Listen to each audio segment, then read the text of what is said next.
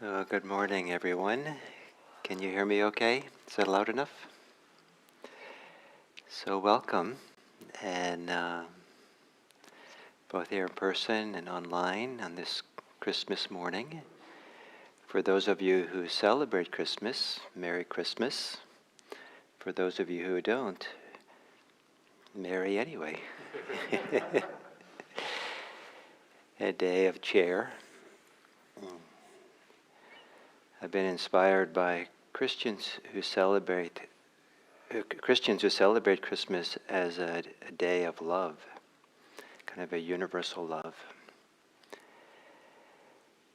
So today, a little bit following and continuing kind of a theme that I've been teaching this last week. I want to start with a quotation from the Buddha, where he says something like, if it was not possible to cultivate the wholesome, I would not teach you or instruct you to cultivate the wholesome. But it is possible to cultivate the wholesome. Therefore, I instruct you or teach you to cultivate the wholesome. So it's a kind of, I think of it a kind of a celebration statement about our potential. That we have the potential, whether or not we use it, to do things that are wholesome. The Pali word is kusala.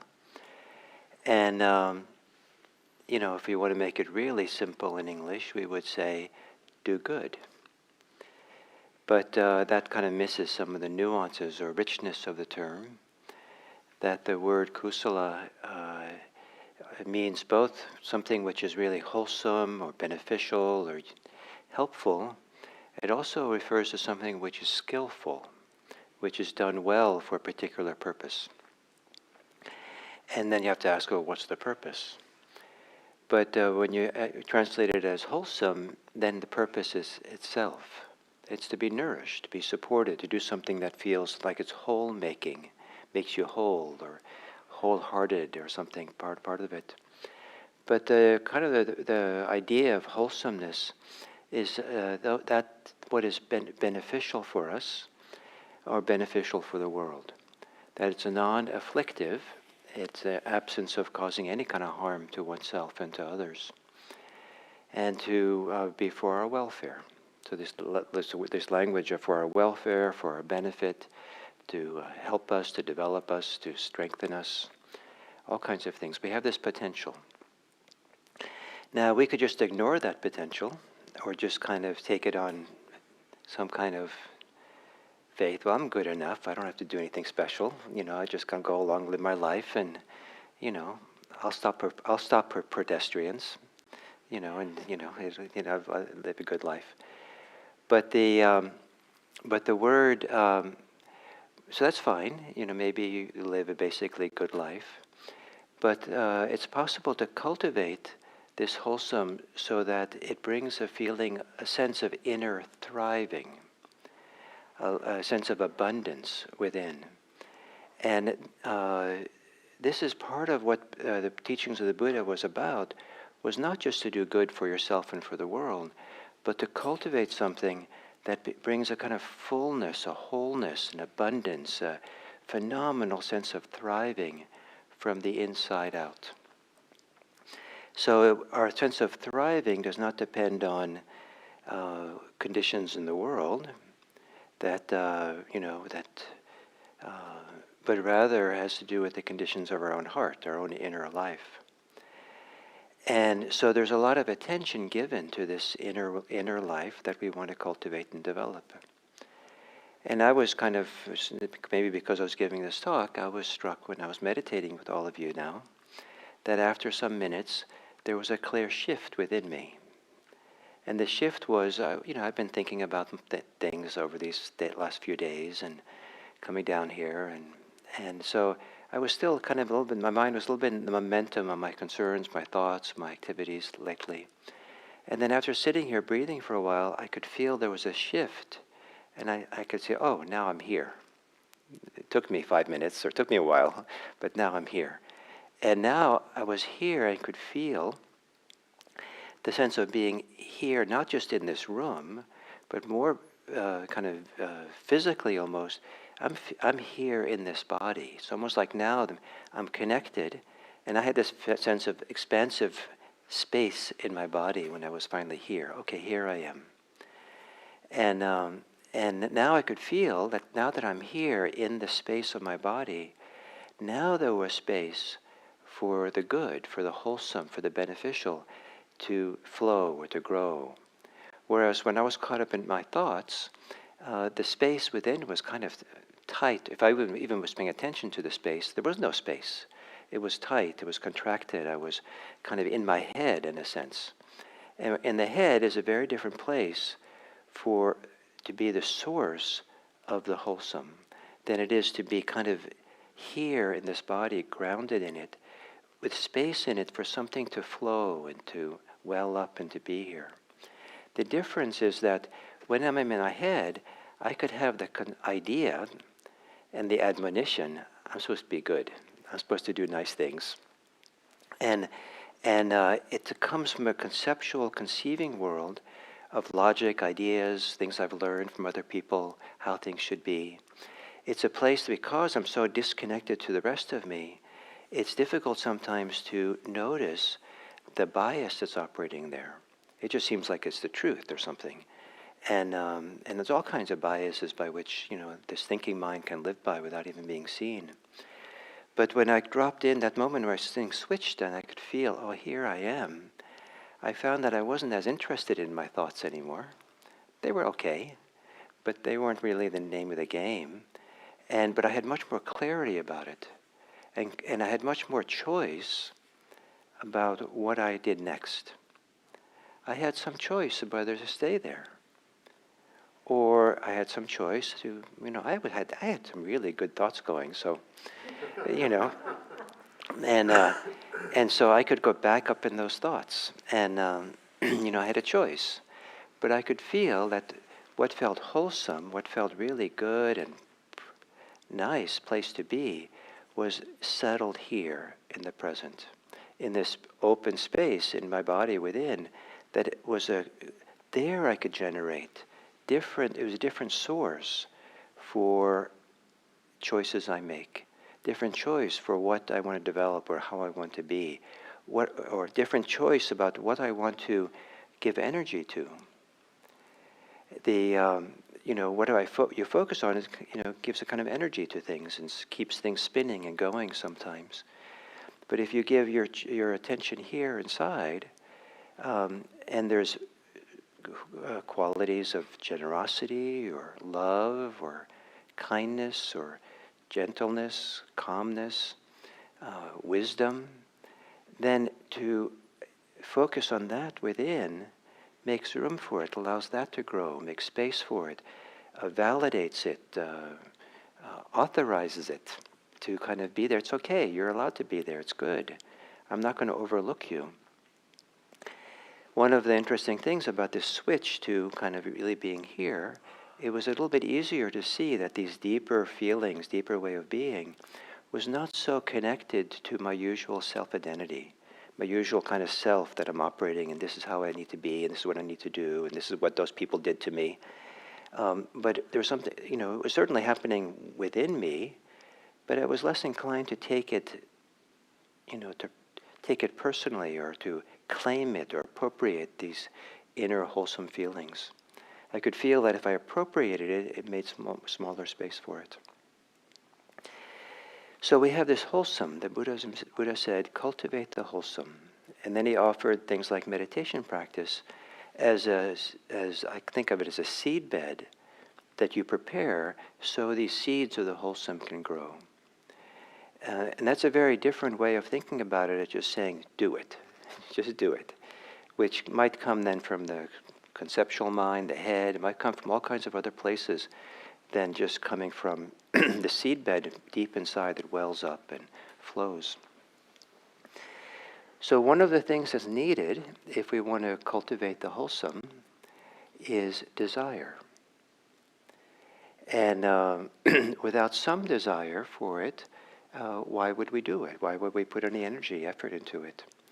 And I emphasize this idea of the need for desire because I think that generally us Buddhist teachers, including myself, um, um, don't talk about desire in a good way that often. Don't hold it up as being important. If anything, we talk about, attachment and craving and thirst and greed, and these you should let go of. And it could easily, easily kind of desire gets put into that same category, just listening to us. But without some kind of desire for the wholesome, why would we cultivate it? Why would we focus on it? And and the Buddha actually said that. He talks about, have the desire for practice, have the desire to cultivate, awaken desire for the wholesome. So I think, a little bit us Buddhist teachers need to spend a little time reclaiming desire as a good thing, as a place for us. The danger for doing that is in any kind of instructions to cultivate something, develop something, there's lots of dangers. One danger is it puts us in the self-help camp. And there's such a strong momentum among many parts of the culture around here to be self-help, which just becomes another attempt to reinforce and develop, your idea, your glory as a self. And the danger of that is that it's impossible to maintain that. So sooner or later you'll crash, and you can't live up to the hype and the, of kind of building up a good, perfect self. There's no such thing. The other thing is that some people here have a few people, occasionally you see it somewhere in this kind of part of the world, a certain kind of neurotic attitude towards doing. The more the better, you have to do more, you have to be efficient, you have to get ahead, you have to, work 60 hours a week if you're kind of want to, but ideally 75. But you have a generous boss, so it's only 60. And, just emphasis on, doing. And then we have so much possibilities for many of us here that even those of us who don't have to struggle to survive, we, so many things we feel like we should do and accomplish and manage and keep up. And so this idea of doing is kind of, that lends itself to more, doing even more. I'm so busy already, now I have to do this Buddhism thing on top of it? Give me a break. And so because of the certain kind of neurotic sense of doing and attainment and improving oneself, Buddhist teachers in the West have made a lot of emphasis on not doing, on acceptance, just letting yourself be, just being, which has been very powerful for many Westerners because it allows something to unwind and to settle. And then at some point, maybe they have that switch that I described earlier today. You switch, and now I'm here. I feel, yeah, it's okay just to be. And then you can turn on the desire. You can maybe have the desire for the wholesome. You can switch it on in a wholesome way, and that's the art of it. How do you have desire which is wholesome? How do you have desire which you feel nourished by, you feel inspired by, you're delighted to have this desire? Wow, I'm so lucky. I get to have this wonderful desire. It's not a burden. You don't add it to your to-do list, like, okay, desire, wholesome states. Check that off, done that. It's like, wow.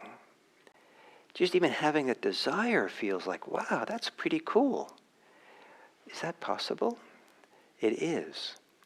But I think it requires really being grounded, settled, here in the present moment in yourself. If you're racing around in your head, spinning around with thoughts, ideas, racing around with your body, then it's hard to find that seedbed, that source inside, where there can be this welling up of almost a selfless desire. It's almost as if it's not really, part of your usual contracted sense of self. And feel the goodness of it. Oh, here's something within me that really cares for me, that really wants the best in me, that wants the best even for the world. Because how can I support and bring welfare and happiness to others if I don't have it myself? So this desire, oh, look at that. It's almost like kind of wakes you up to pay attention. Oh, look at that desire. Desire for the wholesome, for the beneficial. The desire to thrive emotionally or psychologically or, this inner spiritual way that we talk about in Buddhism. Are we allowed to do that? There are people who feel they're not allowed to do that. I've known people whose own kind of teachings they got, not Buddhist, growing up, was you were absolutely not supposed to have a lot of joy, because joy was kind of almost like bordered on a carnal sin. And so kind of hold back. I've known people who've held themselves back in meditation because they wouldn't let themselves get concentrated, because as we get concentrated, there tends to be good feelings that come. And some of those good feelings are very physical. And they're like, I'm not allowed to do that. There's something wrong with that. And then there's people who feel that any kind of focus on personal well-being is somehow selfish, and you're supposed to be altruistic all the time. And so this self-focus is a problem. It is a problem sometimes, and maybe that's part of one of the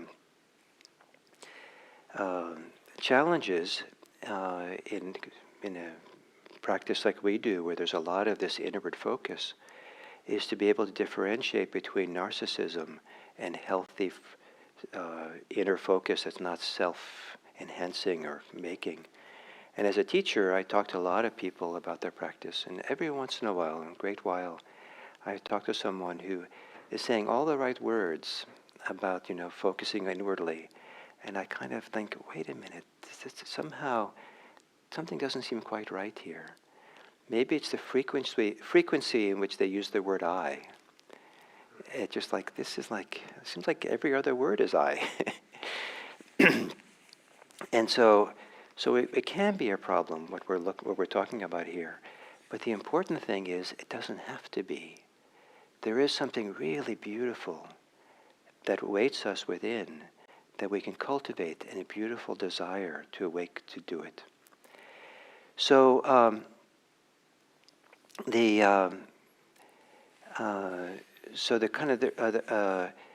there's something called 4 right efforts, which I've talked about this last week, so some of you have heard this already, but I think it's worth hearing again if you did. So these 4 right efforts first 2 have to do with the unwholesome, the inner thoughts, ideas, impulses, motivations, desires that are within us that are unwholesome, unbeneficial. They're called, by the Buddha, afflictive. They hurt. There's an ouch in them. And then there's the wholesome, which are beneficial. They bring about welfare. They bring out a certain kind of healthy kind of pleasure. And they feel good to have them. So two of the right efforts have to be about the unwholesome, and 2 have to do with the wholesome. The unwholesome, the Buddha says, have the desire to make an effort to prevent the arising of unwholesome states. So if every time you go in the shopping channel, you feel miserable from the exhaustion of all the things you want to buy, so that desire to want to buy all those things is unwholesome. So have the desire to prevent that from happening. Don't go on the shopping channel. or limit yourself to a minute, or do something else, Anyway, so there are things we can do to just avoid, have the wisdom to know what to avoid because it triggers you in ways that are not healthy. The second right effort is to bring up the desire to make the effort. So it's not just a desire for something, but the desire to work for it, to make the effort for it.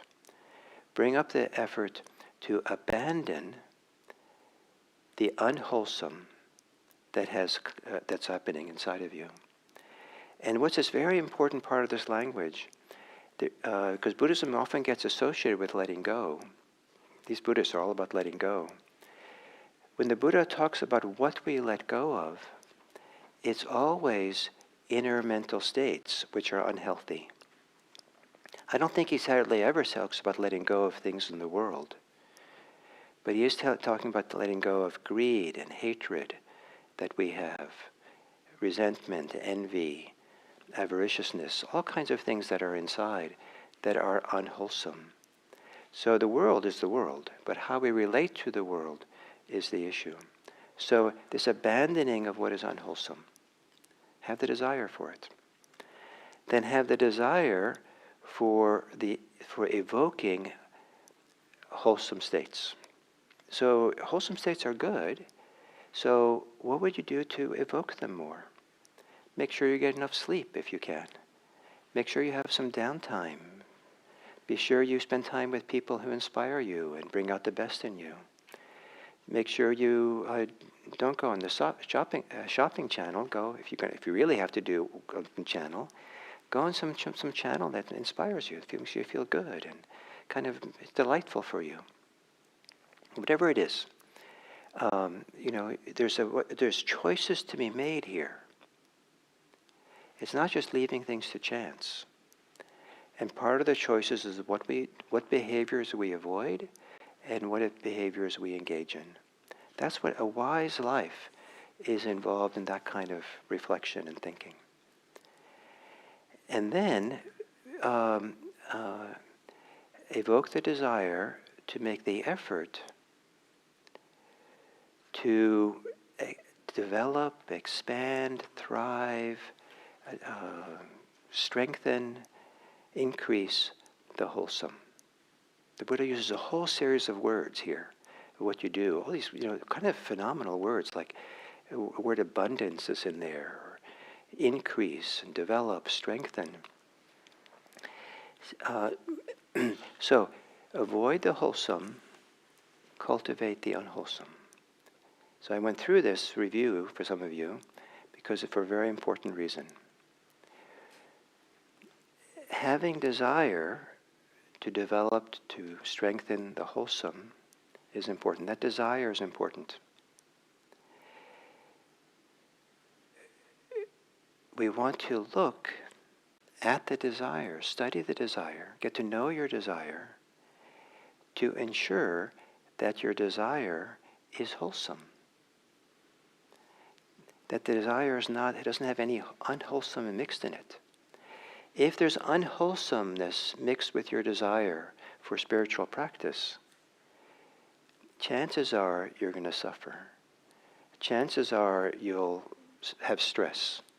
And not a few people have done something like meditation or Buddhist practice, and they're greedy, or they're ambitious, or they're afraid, and they're, or they feel like there's a duty and they should do it. Or they're trying to get rid of something they don't like, and so they're doing the practice because of their aversion. Those are all unwholesome states. And if those states are mixed into the desire becomes unwholesome. So, what is a wholesome desire? Wholesome desire has no stress as part of it. And do you have any inkling of what a stress-free desire is like? You have a lot of desires every day. I guarantee it. The desire to go pee. Desire to open the door. A few of those desires have no stress in them. You do them almost mindlessly, almost like unself-consciously. Study those desires that you have through the day that have no stress in them. And get a hang of them, a feel for it, to get a sense of what it's like to have desires that well up that are stress-free, tension-free. Also, there are desires that, the wholesome desires, have no, they don't have any sense of burden to them.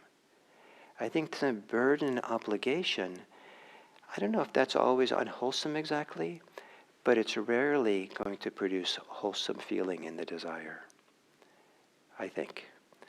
Rarely, sometimes. And so, certainly no sense of burden in the desire. No big, I should do this. But rather, it's more like the feeling inside. Maybe translate this for yourself, but for me to say, it's more like the feeling inside. Wow, I have the opportunity for this. Wow, let's do it. How often do you have that feeling? You get up in the morning to make your breakfast. Wow, I'm so lucky. I get to have this desire for food, for breakfast, and desire to make something here, as opposed to make breakfast like I have to get this over as quickly as I can because I have important things to do, like maybe meditate and learn to be present, instead of learning to be present with making breakfast. So what I'm trying to point to here is the idea that we can become the students of desire, of your desire, and to discover how your desire can be wholesome, beneficial, something that brings you some sense of nourishment or support or delight or joy in the pursuit of other wholesome things. Do you have any sense, do you have any clear idea of what inner movements, desires, feelings, impulses, emotions, motivations, mind states, heart states, that feel for you nourishing, supportive, delightful, inspiring? And I would suggest that for many people in our society, they have very little experience of this without having the world evoke them for them. And so they go looking in the world for something to do that is going to bring up these good things inside. But to discover how to find it in oneself and really recognize it in oneself, and then have it kind of be able to have the desire to strengthen it, to expand it, to grow it, to take that seed bed and water it and fertilize it and do what it takes to develop it and grow it. So the Buddha said, if it were not possible to develop the wholesome, I would not teach you to develop the wholesome. But it is possible to develop the wholesome. Therefore I tell you, develop the wholesome. So I hope by the end of this 30 minutes, if when the first time I said it was a little bit burdensome for you to hear, so, oh no, more work, these Buddhists. I'm hoping after the end of this talk that maybe you have some sense that this actually could be a quite inspiring teaching. And maybe it's one that will prepare you to get ready for the new year. So thank you very much. And we have 15 minutes before we usually end, so we can take maybe a little bit of that if you want to ask any questions or comments. And before we over here, last thing I'll say is, you can go ahead and give them the mic. Is so we're not going to be open next Sunday. So that'll be the January 1st. So we won't meet here, and so we'll meet. So I'll be back the fall. Yeah. So I won't be here the following Sunday either. We have a guest teacher for that week. Hi, Gail. My name is Rick. Thanks for the talk. And I just wanted to ask you if you would mind elaborating on something to make it more real for me. I definitely relate to like the joy of sitting down and making music, or sometimes just having my croissant. But I wonder, you said there's something very beautiful within that we can cultivate. I would love to just hear an example or two of how that is real for you. I think love is one of them. Kindness, love, that is in there, a warmth, a tenderness. There is also sometimes a sense of generosity that's there, that's quite beautiful and strong and full, kind of embodied generosity, not like just like a policy in the head. There is sometimes feelings of peace that are quite lovely, tranquility to feel inside, that are considered wholesome. There is joy, happiness. Is that enough? Contentment is another one. Thank you.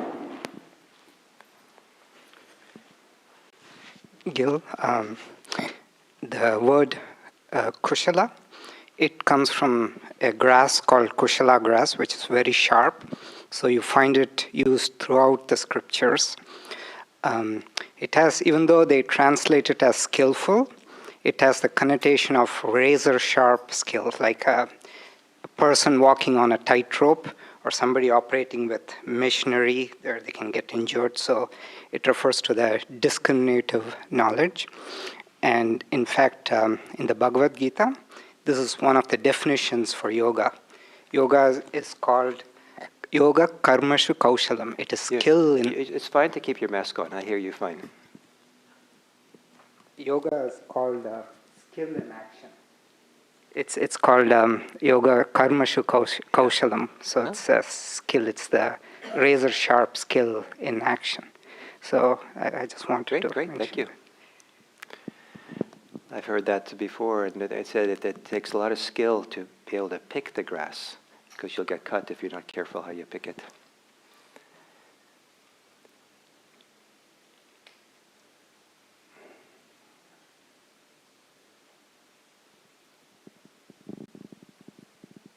I just wanted to say thank you for your teaching all year and all the years. Great.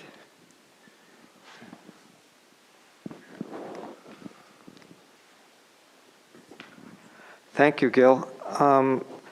Regarding desire, I'm aware of desires that I have that create a great deal of tension, and that is the desire to be better at something.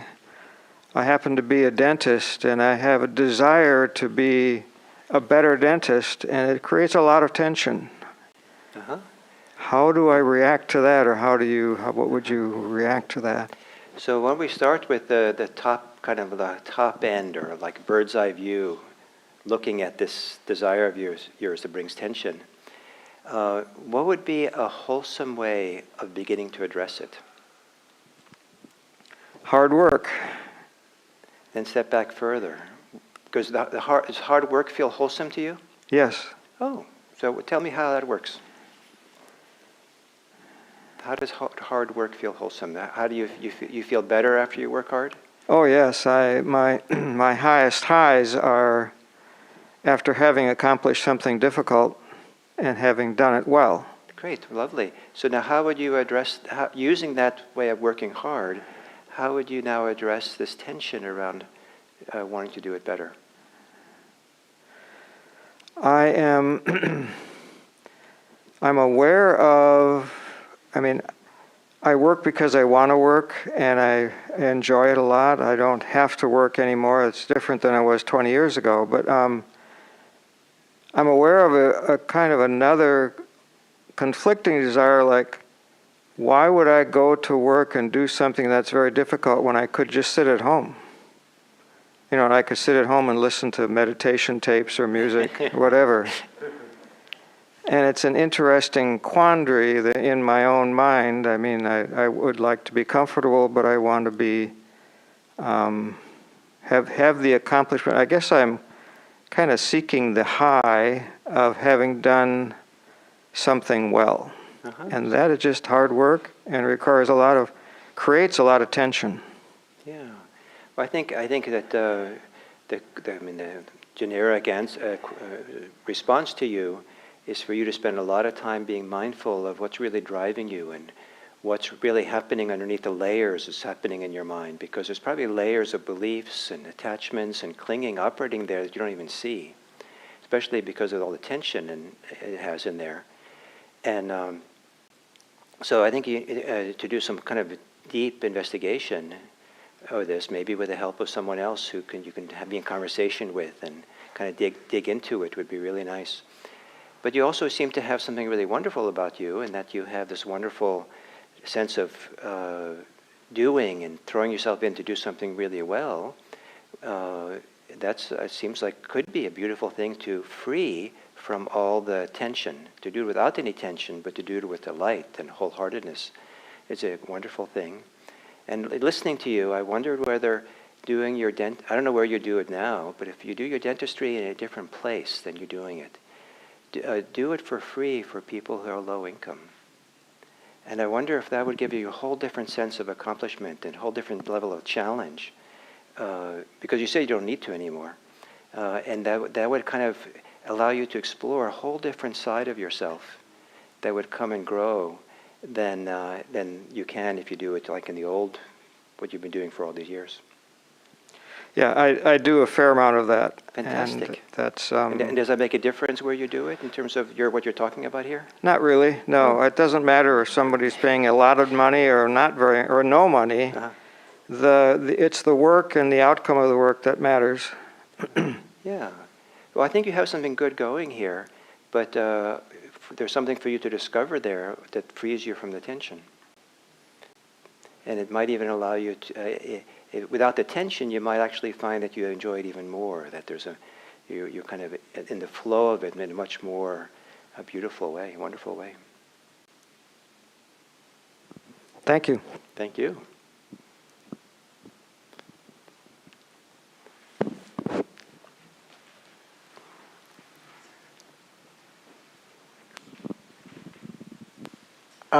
I had heard the word chanda offered once as like a counterpart to tanha, as wholesome desire, and then another scholar told me that it's more like neutral, like you want to turn left here to go where you're going, which was disappointing because I had named my dog Chanda by that point.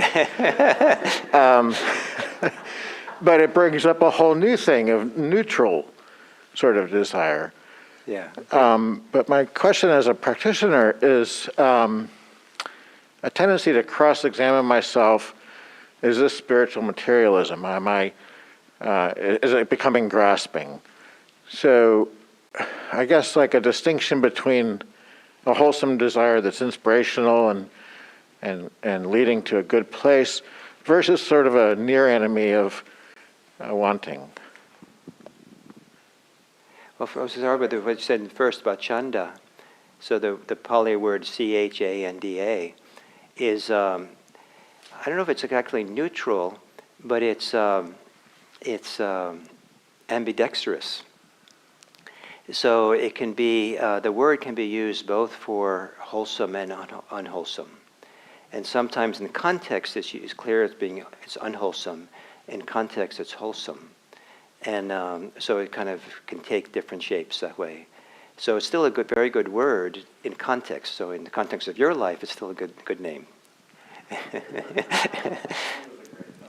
And so then you're asking about the difference between wholesome desire and grasping. One, what? Spiritual grasping. Yeah, spiritual grasping. Yeah, if you have some intuition that there's spiritual grasping going on, then see if you can flush out the stress or the dukkha, the suffering that's part of that grasping. Because sometimes it's becoming an expert in recognizing stress or tension or dukkha, the Buddhist word suffering. Becoming really sensitive, more and more sensitive to how it operates, even in the most subtle ways, is a window to be able to identify what's unwholesome. So suffer better.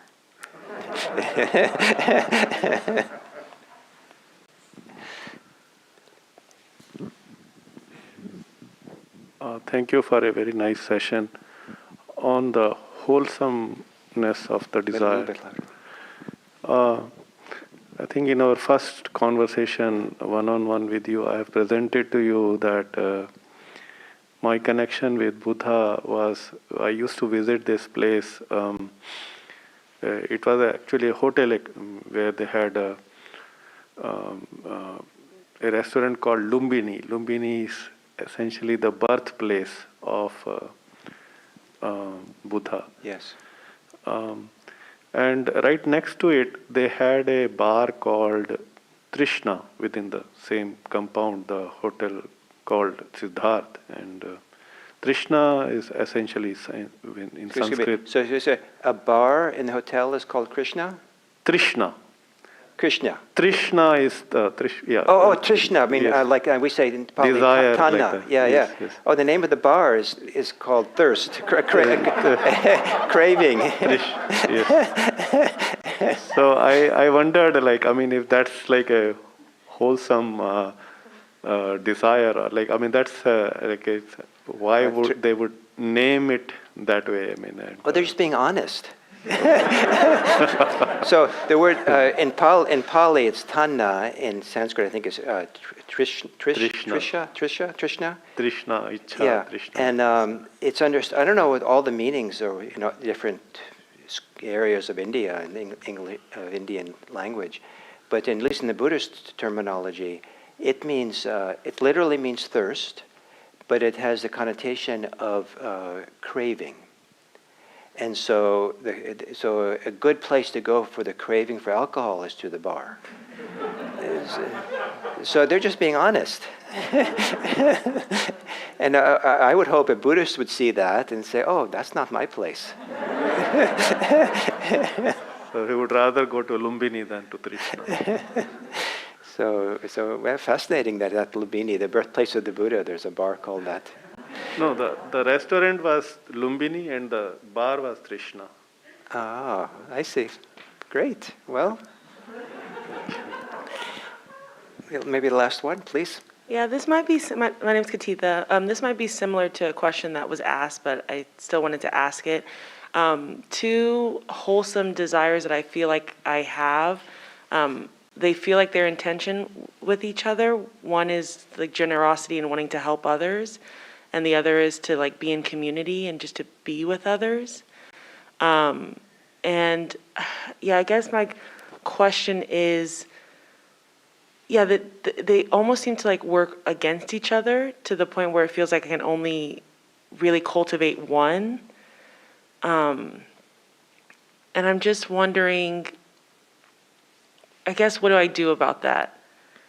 In the sense of like, I have this deep desire to help others and to be better and to just, when I say help others and help myself, just be the best we can be. And I work in mental health and just to like, so everything around me I see in this way in light of how we can be better and do better for each other. And then I see community and I try to be in community, but it's difficult for me because it's not achieving like the standards I have for myself or wanting people to be better. So I'm like constantly judging the way we do things, the way we reach out together, and just different things like that. And I'm just wondering how to. So let me see if I understand. So the desire to be generous, to do good for the world, is really out there in the wider world. So to live in a community bounds you, limits you, because that takes time to be in community. And so then you have less time to do the good work out there. So is that the tension? Yeah, and I need community, and I want to do it with another, I guess, wholesome desire is to do it with people, right? But it's kind of hard to work together sometimes. I'm noticing people, we work differently, and it's like, I don't know, there's like it's almost hard for me to sit in that. Yeah, community is easy except for the people who are in it. Yeah.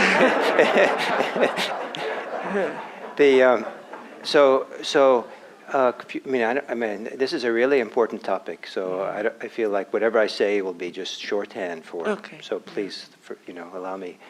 So one is that part of your desire to do good for others can be for the people in that community that you're in. And that takes much more work. It takes a lot more time. You get much more reward sometimes by doing things out there where you don't have to deal with the interpersonal issues. But to work on the interpersonal issues in a community, in a sangha or anywhere, is doing similarly important inner work as sitting in meditation by yourself is doing inner work. You're purifying yourself, you're clarifying yourself, discovering yourself in really rich ways. And there's plenty of Buddhists who have not done the community part of work, have just done a lot of meditation, and they're really truncated in terms of their development because they haven't been challenged by interpersonal issues. And if you really want to kind of really discover and work through a lot of the attachments and limitations and unhealthy ways in which we can be, find a community that you feel like the right place to struggle in for you, then you're kind of developing yourself and clarifying yourself, purifying yourself. And so the work you want to do beyond there does two things. You're better at it because you know the interpersonal stuff really well. That's become your clean channel now. And the other is you've helped create a model for others about how a community could be together. And we need more community models of healthy community. How does that sound? It's very inspiring, and it makes me want to just keep trying and to find a good community and to find a community that I can trust and feel safe in. And I think I have a few options. I just have to realize it's a process. Great. So it's not a community that is you don't go for a community of just of people who are all angels. No.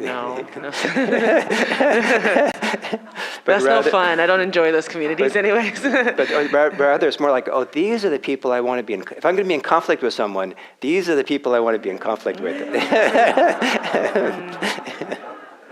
Thank you so much. Thank you. So thank you all for being here and being part of this. And I wish you well for this end of the year and the beginning of the next one. And Gloria is hosting the potluck. And if you didn't bring anything, would like to stay, you're very welcome to stay for it. And wish you well. Thank you.